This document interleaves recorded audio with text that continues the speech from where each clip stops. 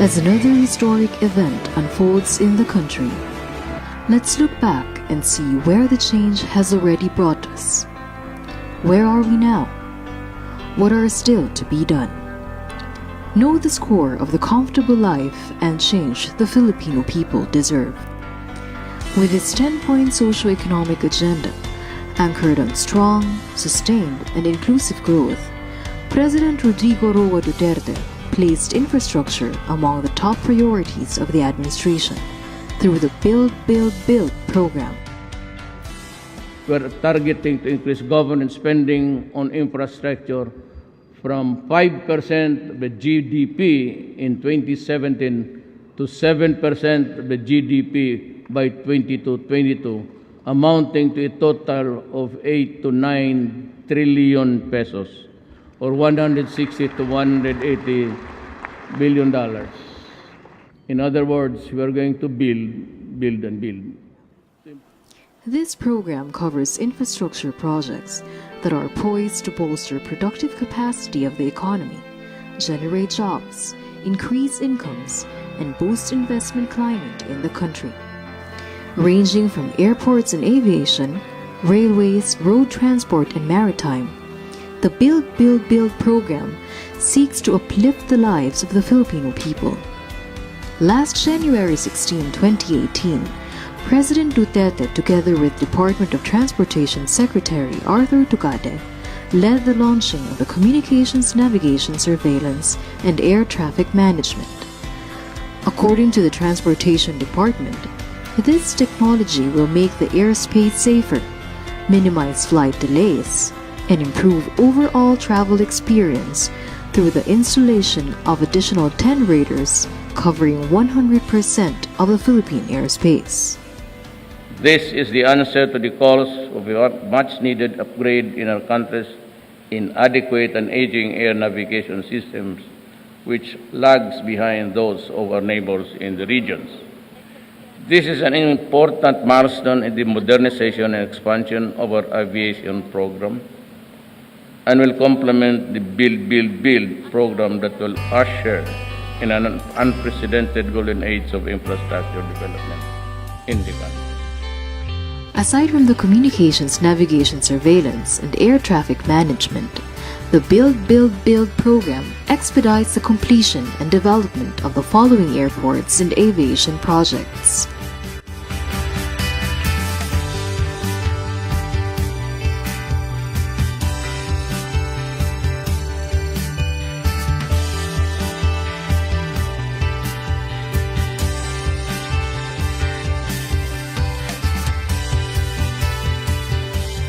For the convenience and availability of various transport options of the commuters, the government vowed to further improve the railway system of the country with the following.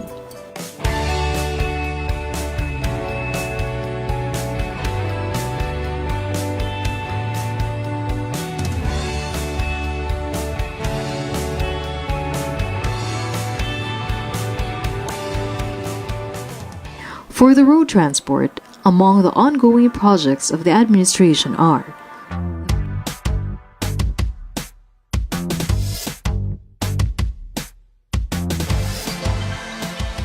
last but not the least, in maritime aspect, the administration seeks to improve transshipment of cargo from Manila Port to Cavite via barges and roll-on roll-off operations through the Cavite Gateway Terminal, the modernization of ports and lighthouses, and the establishment of the Buliluyan-Kudat Ro-Ro route to serve as a sea linkage between Buliluyan, Palawan, and Kudat, Sabah to boost tourism, commerce, education, cultural exchange, and interconnectivity.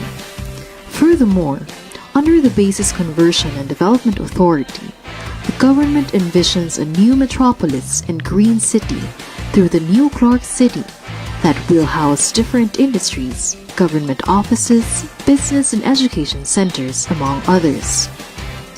Inside the new Clark City will be the National Government Administrative Center, world-class and iconic sports facilities to be equipped with athletic stadium, aquatic center, and track and field oval for the country's hosting of the 2019 Southeast Asian Games. Continuing to give the Filipino people the service they deserve, the government redesigned the country's tax system to be simpler, fairer, and more efficient through the Tax Reform for Acceleration and Inclusion, or the TRAIN Law, the first package of the Comprehensive Tax Reform Program.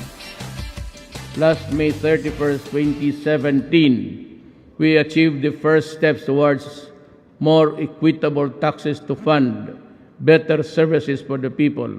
I commend the House of Representatives for heeding my urgent certification to the tax reform by passing the first of the 5 packages of the Comprehensive Tax Reform Program with an overwhelming 246 votes representing almost 9% of the Filipino people. The TRAIN aims to address several weaknesses in the current tax system by simplifying personal income tax, simplifying the donors and estate tax, improving the value-added tax system, adjusting fuel excise tax, simplifying automobile excise tax, imposing tax on sweetened beverages, introducing and updating taxes on cosmetic procedures, coal excise, mining, and tobacco, and adjusting financial taxes. Through the tax reform program, the revenues raised will be utilized to fund investments in education by achieving 100% enrollment and completion rates, building 113,553 more classrooms, and hiring 181,980 more teachers between 2017 and 2020. The tax reform also serves as a way for the Filipino people to invest in the country's quality healthcare services and facilities, such as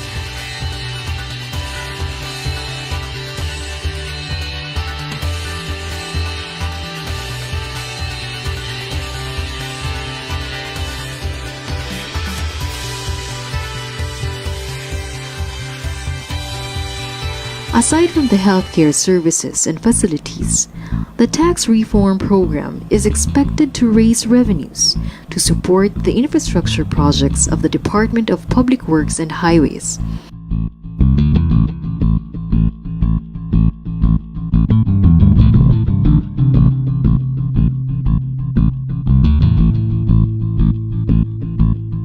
The Philippines lags behind its neighboring countries as far as affordability, availability, and speed of internet access is concerned. To attend to the need for a faster and cheaper internet, the President gave his marching order to the Department of Information and Communications Technology, or DICT, to develop the National Broadband Plan, or NBP, which was approved last year. To this end, my cabinet approved the National Broadband Plan of 2017 to begin the work to bringing affordable internet access to every community and improving broadband connectivity in the country. According to DICT, the NBP envisions an inclusive, affordable, and trusted broadband internet access. This ongoing project of the DICT ensures to accelerate the deployment of fiber optic cables and wireless technologies, and to improve the entire internet speed and affordability in the country. The efforts of the Duterte administration on poverty and corruption reduction intensified as more programs are being implemented to decrease the number of Filipinos living below the poverty line. Provide quality and accessible education for the Filipino youth, most especially the poor, was realized when he signed the Republic Act 10931, or the Universal Access to Quality Tertiary Education Act. Education is the single most important legacy that we can bestow on our youth. It opens doors for countless opportunities that will lead to further empowerment, greater success, and the realization of their individual aspiration. Under the law, students studying in state-run universities and colleges and technical vocational schools will no longer pay tuition and other miscellaneous fees. The law allotted at least 50 billion pesos and will cater to an estimate of 1.3 million Filipino youth.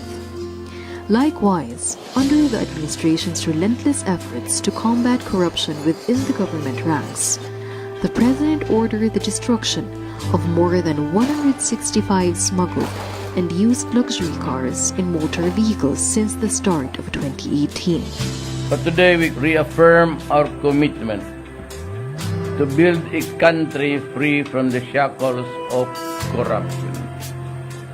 This condemnation of these smuggled vehicles demonstrates our firm stand to put an end to a long-standing societal disease that has eroded public trust and tainted the government's sincerity to deliver equitable social services. The destruction of these contraband luxury vehicles signifies a strong resolve to restore good governance, preserve our nation's dignity, and safeguard our people's welfare. Behind the Bureau of Customs' recent accomplishments in seizing smuggled vehicles, the agency reached a historical high of 3.8 billion pesos in daily collection. The yearly collection of BOC also amounted to 456.91 billion pesos in 2017, reaching 98% of the agency's 2017 budget expenditures and sources of financing target. Also, President Duterte amended the Anti-Red Tape Act of 2007 by signing Republic Act 11032, or the Ease of Doing Business Act. Under the law, local government units are required to set up one-stop shops to make it easier for the people applying for business permits and to use an online unified application business form. This act orders the government to comply with the rule of completing simple transactions within 3 working days. Since the signing of the Freedom of Information Order by President Duterte, the FOI People's Manuals are currently available in the respective transparency seal pages of various government agencies' websites. 100% or 189 out of the 189 national government agencies have their respective FOI manuals ready for download from the internet. For government-owned and controlled corporations or GOCCs, 67% or 101 out of the 151 GOCCs have complied with the FOI manuals. Aside from this, 88% or 99 out of the 113 state universities and colleges have their FOI manuals as well. And for local water districts, the recorded FOI compliance rate was 35% or 175 out of the 500 local water districts.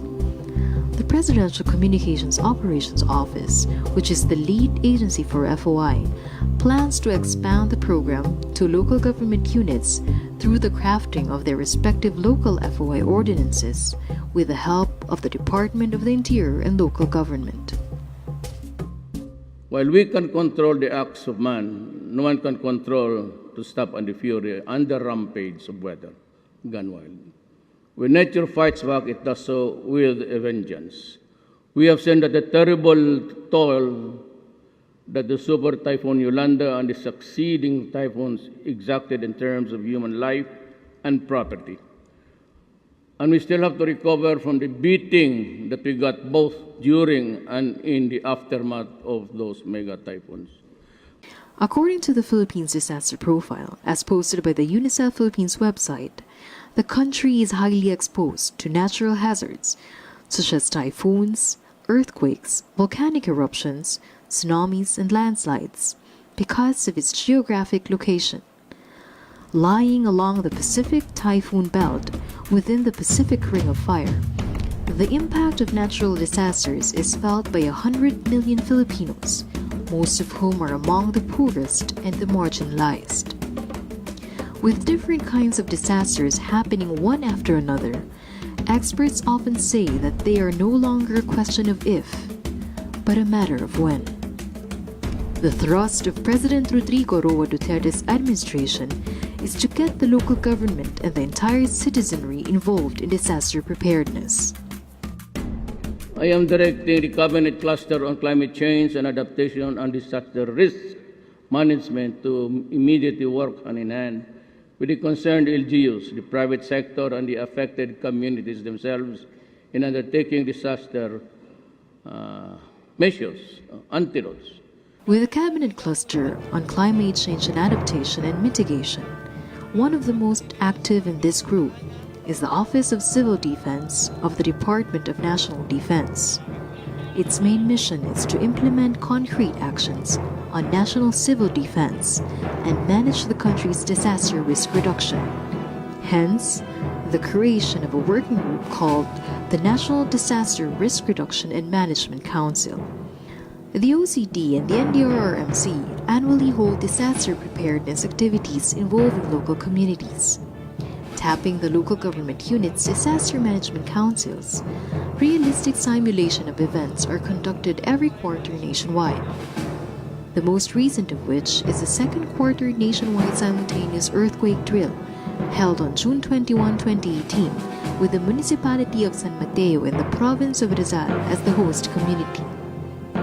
As mandated by law through Republic Act 10639, the NDRRMC also sends out warning signals and emergency alerts through text messages about any calamity. With the help of the National Telecommunications Commission, the Philippine Atmospheric, Geophysical, and Astronomical Services Administration, and the Philippine Institute of Volcanology and Seismology. Come to think of it, really, is there? They say that there is no perfect instrument or human acumen can really predict earthquakes. I hope it will not come. In the Philippines, the National Capital Region or Metro Manila remains the most challenging region to respond when struck by natural disasters. With a population of about 13 million people, cramped up houses and strings of traffic everywhere often hamper disaster response efforts. We need to undertake immediate action to ensure disaster resiliency and effective response in the Greater Manila area, which is our country's seat of governance, center of business, commerce, and academe. With this, one of the government's approaches is to decongest Metro Manila and clean up its drainage system. Led by the Metropolitan Manila Development Authority, various traffic and flood control efforts are being implemented all over the region. The MMDA officers and personnel skip no day in clearing operations, especially in the major thoroughfares of the metro. Sidewalk vendors and settlers with makeshift houses are enforced to clear the streets and observe the right of pedestrians and motorists. The drainage system in flood-prone areas, such as creeks and manholes, are being declogged of waste materials. The MMDA also posts in its official Facebook page and other social media accounts real-time updates on traffic and impassable roads, especially when a typhoon surge occurs. All measures form part of the agency's mission to ensure disaster resiliency in the National Capital Region, alongside its continuous initiatives in the areas of development planning, transport and traffic, solid waste disposal, urban renewal and shelter services, sanitation and pollution control, public safety, and flood control. Disaster resiliency of Metro Manila and the surrounding provinces is a matter of urgent concern. With the directives of President Duterte, government agencies in the field of disaster preparedness never cease to improve their efforts in laying out strategies and acquiring new technologies in order to ensure the safety and security of the Filipino people. Believe me, it is easier to build from scratch than to dismantle the rotten and rebuild upon its rubbles. Nevertheless, let us work together and lay a new foundation upon which a better Philippines can be reconstructed. Help me build a better tomorrow.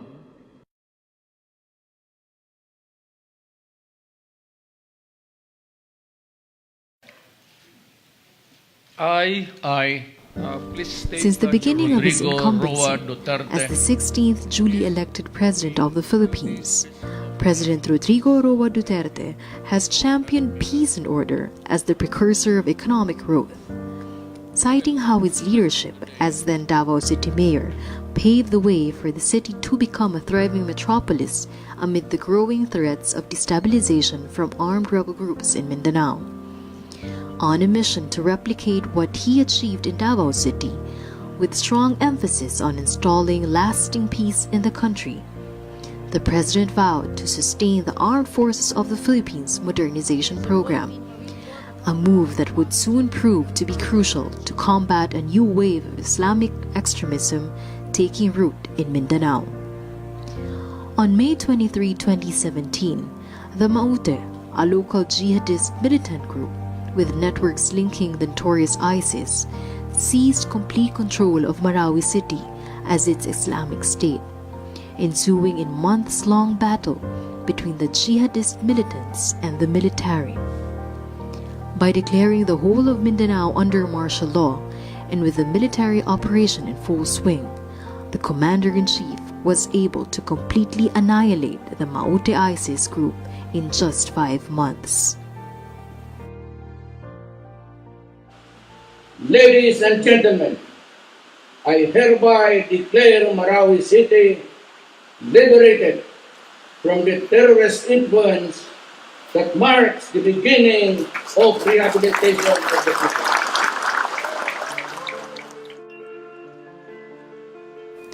The crisis in Marawi had rendered the city beyond recognition, with much of its establishments pulverized to the ground.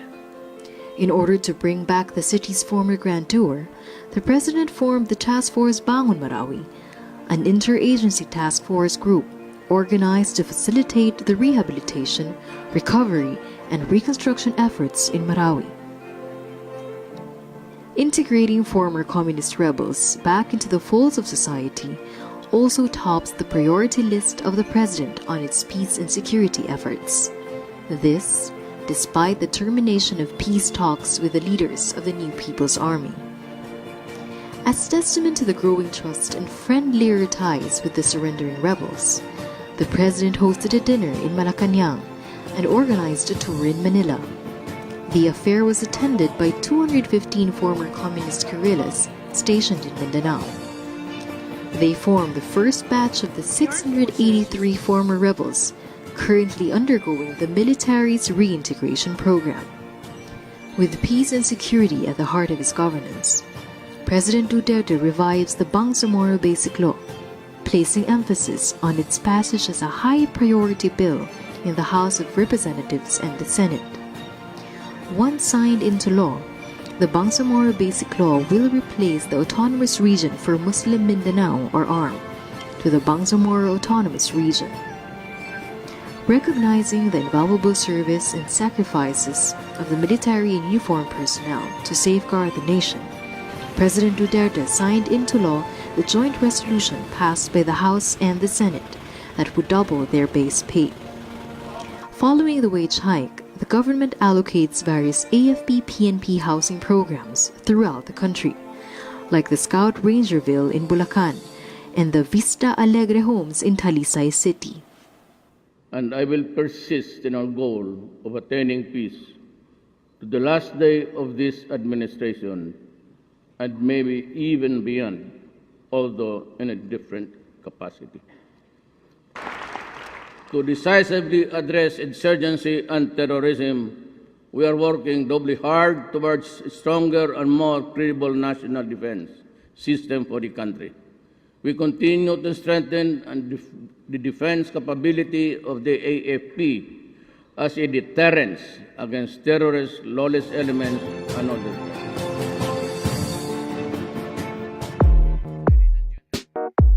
2017 was a banner year for the Philippines under President Rodrigo Roa Duterte, as the country hosted the 30th and 31st Association of Southeast Asian Nations, or ASEAN summits and related meetings, with the theme Partnering for Change, Engaging the World. As ASEAN leaders and dialogue partners converged in the Philippines, with President Duterte taking the helm of the discussions. It was an honor having fruitful and productive exchanges with you on these issues of regional and global importance, which we hope to translate into concrete actions that would benefit the peoples of our region.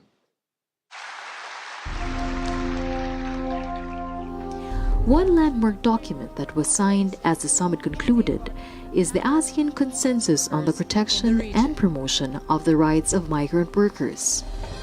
According to President Duterte, this historic governmental document is their promise to the ASEAN migrant workers to strengthen social protection, access to justice, humane and fair treatment, and access to health services, among others. We not talk about our overseas Filipinos. They are our heroes. They and their families have sacrificed much for the country. We all know how a large part of our economy comes from their remittances. That is why, to ensure that their rights are protected, I ordered the increase of our assistance to the OFW from 400 million to more than 1 billion.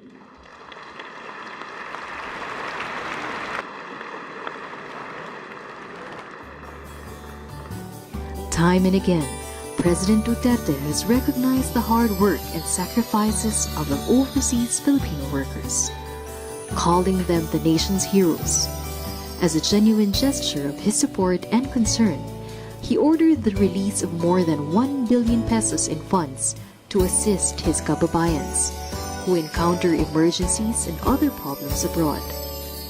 Before 2017 ended, the Department of Foreign Affairs signed the new guidelines on the use of the Assistance to Nationals, or ATN Fund, and the Legal Assistance Fund.